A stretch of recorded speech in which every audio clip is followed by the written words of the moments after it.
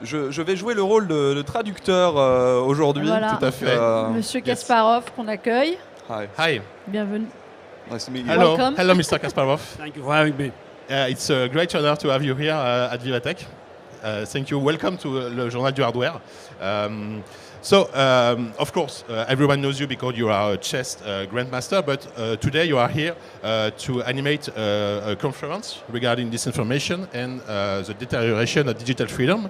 And my first question is, what made you become an ambassador for this cause? Look, I've been working with Avast Software for 6 years. Yeah. Can you speak? Yeah, and because it brought together two important interests in my life. It's technology. As you know, I was the first one who actually exercised various options with machines, fighting them and working with them, and also freedom, human rights. I think now it's like a most important nexus, technology and freedom. Because we all now trying to find the right balance between privacy and security. Working with Avast, I had 35 or even more, essays about these issues. Again, recognizing what is the balance, because we need the regulations, we need security, but we also need privacy, and how to navigate. It's a very, very thin ice. So and now, of course, we're all concerned about disinformation and misinformation. Again, we don't have time to debate the nuances, but again, the key is that social media on one side offers us opportunities to learn more about the world and just to communicate, but also opens channels for fake news. And we know that from every research that is about 2 to 1 in favor of fake news, because it's more sensational. So people tend to buy all these fake stories because they look so exciting. So it's it's a problem that has no perfect solution. Yeah, but we need to actually do our best to balance. Ok. Alors Maxime va traduire. Alors, la En tout cas. question était tout simplement, puisque monsieur We have a est présent. translator. I'll be You your know that we had translator today. yes. Yeah, you have to warn me. I will be much shorter. I know how to cut my. No, that's miles. okay. That's okay. Don't worry about it. It's Okay. just, yeah, I'll take it from there. Good. Donc, en fait, Monsieur Kasparov est ici pour animer une conférence sur la désinformation et la liberté numérique. Donc, on lui a demandé qu'est-ce qui l'avait fait devenir un ambassadeur de cette cause.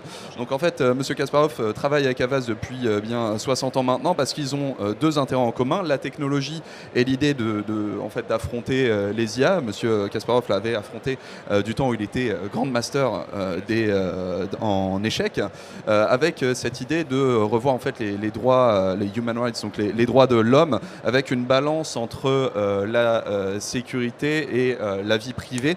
C'est un des gros points qui l'intéresse le plus, avec du coup ce côté entre les droits, la régulation des lois et la sécurité, la vie privée, avec cette idée aussi de naviguer tout ce qui est désinformation, notamment par rapport aux réseaux sociaux, puisque les réseaux sociaux sont une opportunité aussi bien pour le partage que pour les fake news, donc les fausses informations, avec un rapport de 2 sur 1, c'est-à-dire que les fake news se propagent beaucoup plus que les informations classiques à 2 contre 1, parce que les fake news sont très, très excitantes pour le public en fait. Donc il n'y a pas de solution parfaite, mais il est là pour en discuter aujourd'hui. Voilà. Phenomenal job. Franchement, t'as géré. Never seen such a comprehensive, translation of such a long. He's brilliant. Melinda, tu as une question pour Je Monsieur vais la poser. Kasparov. Je peux la poser en anglais, comme ça t'as le temps de souffler. Non, en vrai, ça m'arrange si tu la poses en français. Ok. En parlant de désinformation, justement, quel serait votre conseil principal à donner aux gens sur Internet, justement pour faire attention? So talking about misinformation, what would be your advice when it comes to protecting yourself from disinformation? Look, you can buy tools to protect you against attacks, phishing attacks, hacking attacks. Again, nothing offers 100% protection. So I always say that you can do a lot of physical exercise, have a good diet, but you still can get some terrible illness. But it's better that you follow instructions. As for misinformation, it's tricky because you have to use your brains as well. For instance, if you look at the war crimes committed by Russian troops in Ukraine, you should probably make a conclusion that everything that comes, from this narrative, oh, we are doing in Ukraine this and that because we had a noble goal, you should disregard instantly. That's why, again, it's important that you are always open-minded. So, and my only advice is try to look to different sources. The worst thing you can do is stick to one source. So that's just, and because then you become addicted, and then you are brainwashed because you believe no matter right, left, as long as your mind is flexible and open to hear different opinions, you have a chance to actually find the truth, even if both are lying. Alors, pour ce qui est de ça, en fait, on peut toujours, ce que M. Kasparov dit, c'est qu'on peut toujours acheter des outils pour se protéger, notamment du phishing ou ce genre de choses, mais c'est pas une solution qui va fonctionner toujours à 100%. C'est un peu, il donnait l'idée que quand on fait un exercice physique, même si on fait du sport, ça ne veut pas forcément dire qu'on ne va pas tomber malade au bout. Donc, ce qu'il faut faire avant toute chose, c'est utiliser son cerveau, notamment là dans l'exemple de nos jours, dans ces temps de guerre en Ukraine, toujours faire attention à quelle est l'histoire qui est racontée par les États, et auquel cas essayer de mettre ça de côté, rester toujours ouvert d'esprit, chercher différentes sources, parce que quand on reste sur une seule source, en fait, on devient addict de cette source et on se fait laver le cerveau tout simplement. Donc toujours rester flexible, ouvert pour trouver la vérité. Juste avant, j'ai oublié de préciser que M. Kasparov aujourd'hui est là aussi parce qu'il est ambassadeur auprès d'Avast, qui est la société, un des spécialistes de la cybersécurité. Un grand spécialiste de la cybersécurité. Tout à fait. Et justement, on parlait des informations, cybersécurité aussi. Aujourd'hui, les pirates qui s'adonnent à ça, est-ce que vous pensez qu'ils ont un coup d'avance sur les États d'un point de vue stratégique, donc un peu, est-ce qu'ils jouent une partie d'échec avec les autorités? In terms of cyber security, when it comes to hackers, do you think they are one step ahead from the authorities, and are they playing chess with them? Look, a game of chess is a game of rules, Yeah. and naturally hackers are just there to violate the rules. Yeah. It's a competition between sword and shield. Oh, Of course, sword is always a step ahead. And that's why it's very important for companies like Avast to have AI, because this is the way to actually to predict and to counter the offensive, because the other side also using AI. So it's a never-ending battle. So yes, they try to be one step ahead, and then it's question is how soon you can catch up. But as long as we have technology, and as long as we have lucrative targets, it will never end. If you had banks, you always have bank robbers. So if you have valuable data on the internet, you always have those who are trying to actually to grab the data from you. Ok. Alors, en fait, c'est pas exactement ça, parce que le jeu des échecs, c'est un jeu avec des règles, alors que les pirates ne jouent pas avec des règles, justement. Ce que disait M. Kasparov, c'est qu'en fait, c'est l'éternelle bataille entre l'épée et le bouclier. C'est-à-dire que l'épée aura toujours un coup d'avance. C'est pour ça que, en fait, des compagnies comme Avast investissent dans l'intelligence artificielle, parce que c'est cette intelligence artificielle qui va permettre de prédire et de contre-attaquer, en fait, les pirates. Mais ça va rester en fait une bataille infinie, parce que tant qu'il y aura des choses lucratives, des données lucratives sur Internet, les pirates chercheront toujours à les partager. Donc l'idée, c'est en fait, il faut essayer de les contrer, mais c'est moins une question de arrivera-t-on à les contrer que jusqu'à quelle rapidité en fait on arrivera à contrer ces pirates-là, justement. Avant, je précise comme tout à l'heure, dans le chat, n'hésitez pas à poser des questions. C'est l'occasion de poser des questions à Garry Kasparov, donc c'est pas tous les jours, donc n'hésitez pas. Allez-y. Ah, mais je pensais que tu avais une question du chat. Non, pas encore justement, mais vas-y. Justement, je voulais rebondir sur l'IA. Est-ce qu'aujourd'hui, l'IA est la solution à tous les problèmes, justement, de piratage, de désinformation? Est-ce qu'on est aujourd'hui capable de créer des IA suffisamment solides pour résoudre ces problèmes? Okay, so is AI a solution to, like a global solution to a problem like misinformation and hacking and stuff like that, or are we really able to do that or not? Look, I think this question contains I think, fundamental misconception of AI by general public. For a simple reason, AI is a tool. It depends who is using it. And you cannot rely on AI to solve the problem because it depends who is in charge of the algorithm. What I can say that AI is being used by both sides, whether doing good or bad. But let's remember, humans still have monopoly for evil. And expecting AI to cure ills of our society is basically trying to shift responsibility, pretending that somebody else could do it for us. Alors, en fait, il faut d'abord travailler sur une mauvaise conception qu'on a de l'IA, c'est que l'IA en fait est un outil avant toute chose et que l'outil est forcément géré par un utilisateur. Donc on ne peut pas se reposer sur l'IA parce que ce serait se reposer sur cet utilisateur qui est en charge. Or, il y a toujours deux côtés du même argument et du coup l'IA est utilisée aussi bien pour les gens qui veulent faire des belles choses que les gens qui veulent en faire des mauvaises. Or, l'humain est de manière inhérente un petit peu mauvais. Donc l'intelligence artificielle ne sera pas une solution, un médicament en fait à ça. Ce serait en fait pousser la responsabilité sur l'IA alors que la responsabilité va à l'humain.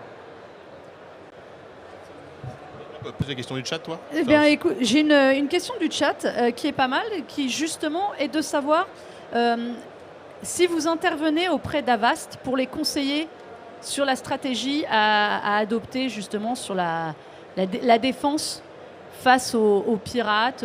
Quel est votre rôle en fait auprès d'Avast? What is your role with Avast when it comes to maybe giving some advices or maybe strategy when it comes to counterattack? Look, there's always, a gap between technology and the public. And I think I can fill the gap. Because it's not just about new tools, new ideas that are being invented. But it's also very important that, you have this philosophical concept behind it. So I've been writing for Avast for 6 years. There are 35 or 36, I'm not sure the number of essays discussing these issues of privacy and security. And I attended many conferences, basically, trying to promote what I call the concept of digital hygiene. We know we have to brush our teeth, we have to wash our hands, but very often we ignore elementary rules that are protecting our devices. So I think I'm just, I'm doing this very important educational and promotional work. Okay. Alors en fait, son rôle auprès d'Avast est plus d'essayer de remplir ce fossé qu'il y a entre la technologie et le public avec tous ces nouveaux outils qui sont créés aujourd'hui. Donc c'est plutôt l'idée en fait de rendre la philosophie derrière la technologie importante pour le public. C'est pour ça qu'il a écrit de nombreux essais avec Avast, environ une trentaine, et qu'il anime énormément de conférences. Yeah, show them. Yeah, that's the... Yeah.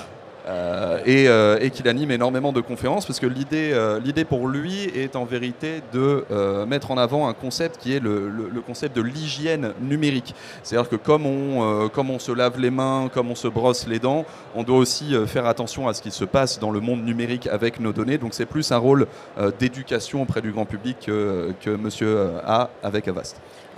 I can also add that this is the now Avast is pushing the concepts of freedom, and it's somehow I had my own influence of convincing that freedom must become the centerpiece of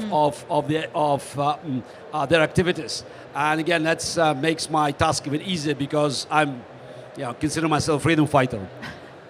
Il y a aussi cette idée qu'aujourd'hui Avast pousse le concept de la liberté numérique, qui est un concept sur lequel justement il anime une conférence ici à la Vivatech, et que c'est une influence qu'il a eue sur Avast et qui le rend son travail plus simple, parce qu'il se considère quelque part comme un freedom fighter de ces comment dire de ces cette sujets, liberté justement voilà, cette liberté digitale, numérique. Merci. numérique. J'ai une question à propos de la santé justement numérique et donc de cette liberté numérique. Quelle est la principale erreur, selon vous, que font les internautes, les gens dans avec leur smartphone ou sur Internet? La principale erreur qui met leurs données en danger? What would be to you the number one error, human error, when it comes to smartphone and using digital stuff that people do every day? Most commonly. The list is long. Long. Yeah, and this is I mean, yeah, we're still talking about the world where password from 1 to 8 is the number one used by people. And the second one is 1 to 9. So the numbers. It's insane. So it's not what people are doing. It's more like what they are not doing and it's available. Alors, en fait, ça peut être une réponse assez longue, parce qu'on vit quand même dans un monde où les gens continuent d'utiliser les mots de passe avec des chiffres de 1 à 8, et le deuxième le plus utilisé est de 1 à 9, hein, les gens qui font juste ça sur le clavier. Donc c'est quand même assez fou. Donc c'est pas vraiment une question de ce que les gens font, et plutôt une question de ce que les gens ne font pas.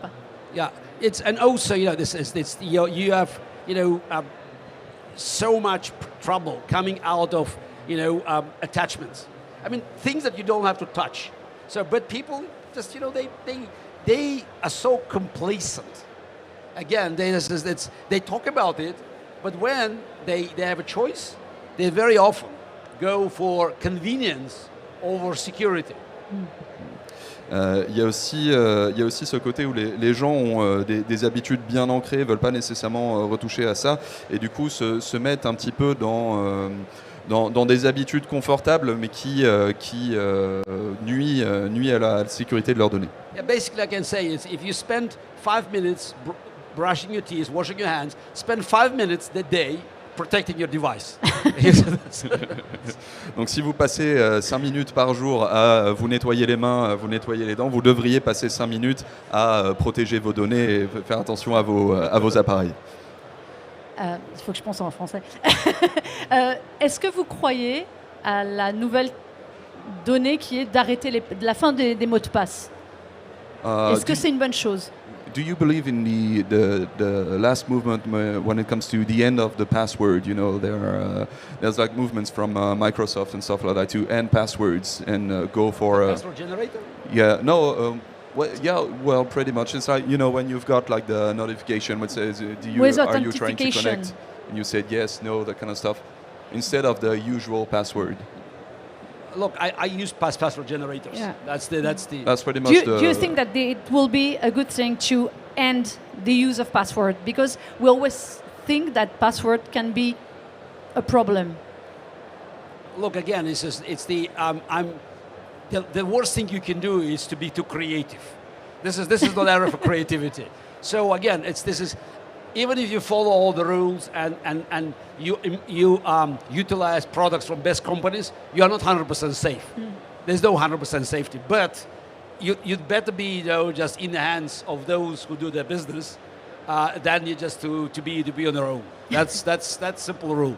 You all have to know the limits of your competence.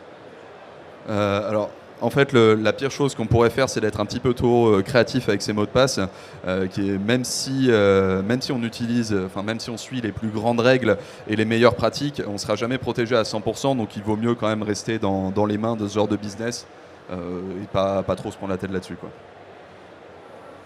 Au niveau du chat, je pose des questions du chat. Là, notamment, il y a Xino92 qui demande, on sait que certaines entreprises abusent des informations de leurs clients, les données personnelles. Comment, selon vous, est-ce qu'on peut contrôler et réglementer l'utilisation de ces données? So we learned for a few years now that companies tend to abuse data when it comes to like users and stuff like that. What could we do to regain control of those data? Excellent question. Yeah. Merci le chat. And again, there's no absolute solution here. Because if there's data, and data means value, somebody will try to get an advantage of that. So if you do whatever, put your sensitive data or the picture of your lunch, this data is somewhere there, and it means someone will try to get hands on it. So there's someone who grew up in the Soviet Union. I know the difference between Google data collection and KGB data collection. Yeah, it's important to recognize that in countries like Russia, Iran, China, I think Turkey, Saudi Arabia, your data, if it's in the wrong hands, might be deadly, really deadly. So in America, in France, it could be used for unwanted advertising, or maybe some of the other exercises that you do not approve. I don't like it, I have to say. So two things. One, we need to actually strengthen the laws for misuse of our data, whether it's Facebook or Google or whoever. Two, and that's also related to my work with Avast, we need to push what is called digital identity, sovereignty. I think we have to help people to create their unique presence online, which means that your data, if it's used or misused, will benefit you and also protect you against potential problems. Okay. Alors, il n'y a pas de réponse absolue là-dessus. Maintenant, vos données ont forcément une valeur, donc quelqu'un va essayer de les récupérer pour se faire de l'argent. Hein. Même une simple photo de votre dîner sur Instagram, ça va être des datas collectées qui vont être récupérées. Après, il faut faire quand même une petite différence entre la manière dont un Google va collecter les données par rapport à un État comme la Russie, sachant que en fait, pour ce qui est des US et de l'Union européenne, ça va surtout être pour optimiser un peu tout ce qui est publicité ou ce genre de choses. Pas quelque chose que monsieur aime, mais c'est comme ça. Ce qu'il faudrait faire, du coup, c'est de renforcer les lois dans un premier temps. Et surtout, en deuxième étape, et c'est un sujet sur lequel monsieur Kasparov le push beaucoup, c'est de créer une identité digitale pour essayer en fait d'aider les gens à avoir leurs data uniques qui sont à elles, les récupérer pour que ce soit à leur propre profit que ces data seront utilisées. Okay, I think we were good for today. We are out of Thank you. time. Thank you very dernière question. No. Just one more. One more. C'est vrai que toi, t'as pas posé de question, le pauvre. Now He has the right to ask you a question. Yes. Urge is right. I just got yes. the one. I'll do it in French and then I'll... parce que moi, j'avais une question qui m'intéressait énormément avec monsieur Kasparov, c'est sachant qu'il a grandi dans l'Union soviétique et après en étant Grand Master d'échecs, il a évolué à travers le monde. Je voulais savoir comment sa relation avec l'actualité avait évolué avec le temps. So, growing up in the Soviet Union and then traveling around as a chess grandmaster, how did your relationship to media and information evolve in time? Look, the country I grew up, Soviet Union, was very different from the free world. As a matter of fact, my first trip at age 13 was to France, to the World Championship under 16. So it was played in the north. It's a small town called Vatinia. Yeah, so it's I think near Lille. Yeah, and then the next year actually I went also to France to play under 16 championship in Cannes-sur-Mer, so Lake South. So that's my first experience. I immediately saw the difference. So and it's helped me to understand. So that's all the stories that I heard in the Soviet Union were not true. And it was not difficult for me to build very close relations with media because I was a rebel in my country, and I believed that I had to be honest in sharing my views, positive or negatives. So, and as a world champion at age 22, I could afford more than average Soviet citizens. So that's definitely, made me somehow a darling of Western press because not many people in the Soviet Union could be so outspoken about communism and also about the free world. En fait, c'était très très différent par rapport au reste du monde, hein, parce que et d'ailleurs, il nous rappelle qu'un de ses premiers voyages en fait à l'international était en France. quand il avait moins de 16 ans, et c'était dans une petite bourgade proche de Lyon, dont je ne connais pas le nom, Latinia. Oh, Lille, de Lille. Ah, Lille. North. It's À Lyon de Sorry Lille. about that. Close to Belgium. Yes. North. Yes, I remember. No. Lille.